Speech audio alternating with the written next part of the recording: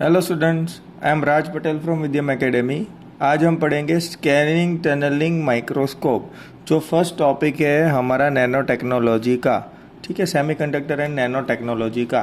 तो हम क्या कर रहे थे, अब तक क्या था कि कोई हमारा एटम या फिर कोई पार्टिकल्स है तो उसके बारे में हमें जानना होता है, ठीक है। If you want to learn about any surface, कि कोई जैसे कि मेरा ये पेपर है तो उसके सरफेस कैसा है, इसके एटम्स कैसे एक दूसरे के साथ बॉन्डिंग करे हुए हैं, उसकी सरफेस फ्लैट है या फिर रफ है, और उसको मॉलिक्यूलर लेवल पे एकदम जूम करके देखना होता है।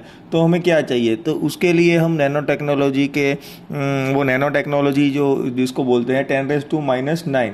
जैसे कि हमारा कोई एटम होता है या फिर कोई हमारा बॉडी होता है, जैसे कि कोई भी मेटल आप देख लीजिए, ग्रेफाइट है या कोई भी मेटल है, तो उसको क्या होता है, उसकी इलेक्ट्रिकल प्रॉपर्टीज़ सब अलग अलग होती है, मैकेनिकल प्रॉपर्टीज़, इलेक्ट्रिकल प्रॉपर्टीज़। लेकिन वो कब तक ठीक रहती है, 10⁻⁻⁶, यानी कि माइक्रो स्केल तक उसकी इलेक्ट्रिकल और मैकेनिकल प्रॉपर्टी ठीक, जो हम बल्क वाला बड़ा वाला पीस देखते हैं, बड़ा वाला पीस, और 10⁻⁹ यानी कि माइक्रो स्केल पे देखते हैं तो ठीक रहती है। लेकिन अब जब नैनो स्केल पे जाएंगे, यानी कि 10⁻⁹, ठीक है, क्या है 10⁻⁹, यानी कि नैनोमीटर स्केल पे हम जाएंगे तो उसकी इलेक्ट्रिकल प्रॉपर्टीज़ और वो थोड़ा थोड़ा मतलब वो चेंज हो जाएगी। उसका ही एडवांटेजेस लेके हम नैनो पार्टिकल्स और नैनो टेक्नोलॉजी यूज़ करते हैं। ये बायोमेडिकल के अलावा ये हमें फिज़िक्स और केमिस्ट्री में भी बहुत ज़्यादा उपयोगी है।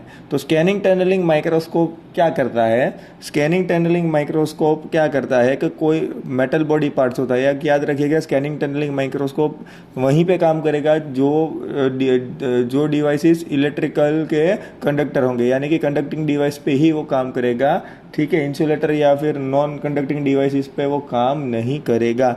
जो भी हमें इसमें 10⁻⁹ नैनोमीटर यानी या फिर इसको हम ये 0.1 नैनोमीटर के रिजोल्यूशन से कोई बॉडी का पार्ट का सरफेस का, जैसे कि मेरा कोई एक बॉडी, मेरा ये सरफेस है तो इसका सरफेस है, ये 3D में है, कैसा दिखेगा, ठीक है, ये हम देख पाएंगे।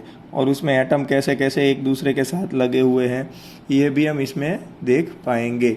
लेकिन इसके लिए आपको स्कैनिंग टनलिंग माइक्रोस्कोप का यूज़ करना पड़ेगा। तो ये कौन सी चीज़ पे काम करेगा, ये प्रिंसिपल है, दो प्रिंसिपल है, एक टनलिंग ऑफ क्वांटम मैकेनिक्स और एक पीजो इलेक्ट्रिक प्रिंसिपल। ये दो प्रिंसिपल पे काम करता है। और ये मेजॉरिटी में हम कोई नैनो डिवाइसेस है उसका स्ट्रक्चर देखने के लिए या फिर उसका स्ट्रक्चर रीफॉर्मेट करने के लिए, वो सब चीज़ के लिए करते हैं। तो मेजॉरिटी या तो ये इंडस्ट्रीज़ में यूज़ होगा या फिर उसको होगा रिसर्च में यूज़, ठीक है। और कोई सरफेस है उसको एकदम स्मूथ है, या फिर कोई एटम टू एटम हमें कोई डिवाइस बनाना है। नैनो टेक्नोलॉजी क्या है, 10⁻⁹ यानी कि नैनोमीटर के रेंज के डिवाइसेस है जिसको स्मूथली प्रॉपर वे में हमें उसको डिज़ाइन करना होता है। तो 1 बाय 1 एटम, हम इसमें 1 एटम बाय 1 एटम डिवाइस को मैन्युफैक्चर करते हैं, ठीक है। तो हम आज देखते हैं स्कैनिंग टनलिंग माइक्रोस्कोप, तो ये कैसे काम करता है तो हम देखेंगे। स्कैनिंग टनलिंग माइक्रोस्कोप, तो स्कैनिंग टनलिंग माइक्रोस्कोप में क्या होता है, एक बहुत ही छोटी लीड होती है, माइक्रो टिप होती है। जैसे मैं आपको जनरल यहाँ पे एक ड्रॉ करके दिखाता हूँ, फिर हम देखेंगे। मेरा एक लीड होता है और उसका लीड ये पतला होता इतना पतला हो जाता है, ये पतला होता इतना हो जाता है कि यहाँ पे सिर्फ सिंगल एटम रहेगा। क्या रहेगा, सिंगल एटम। ये मेरा लीड है और उसको मैं घुमाऊंगा किससे, मुझे जो भी 3D डिवाइस है उसका सरफेस देखना है। तो ये सरफेस का स्ट्रक्चर, उसके ऊपर स्ट्रेन यानी कि कितना तनाव है, तनाव गुजराती में इसको तनाव बोलते हैं, स्ट्रेन, वो सब भी देख सकेगा, ठीक है, कि कितना खींचा हुआ है, फ्लैट सरफेस है या बैंडेड है क्या नहीं, एटम कैसे लगे हुए हैं, ठीक है, तो ये देखेगा। तो ये एक हमारी टिप होती है, ठीक है। तो ये रहा मेरा टिप।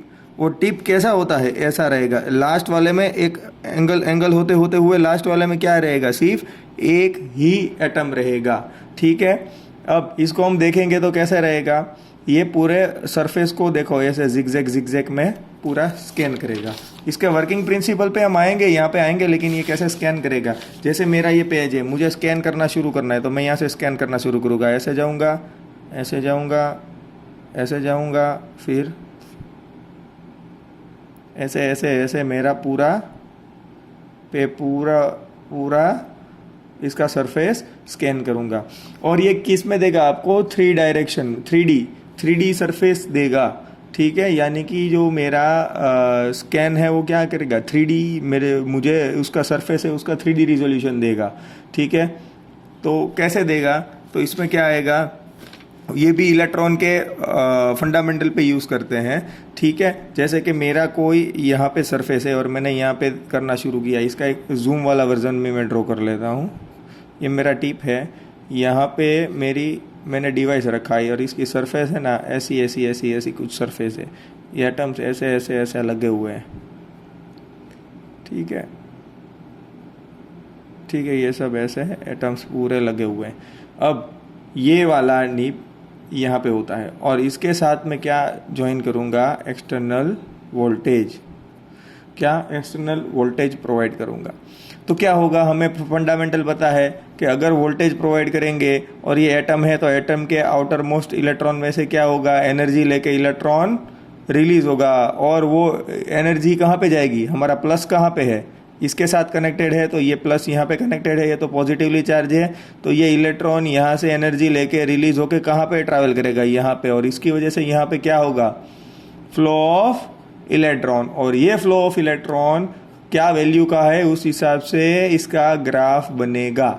इसका अगर देखो सरफेस हमें ढूंढना है कि सरफेस कैसा है। अगर मेरा देखो यहाँ पे मेरा कुछ डिस्टेंस है, ठीक है, सरफेस से कुछ डिस्टेंस ऊपर मैंने रखा है।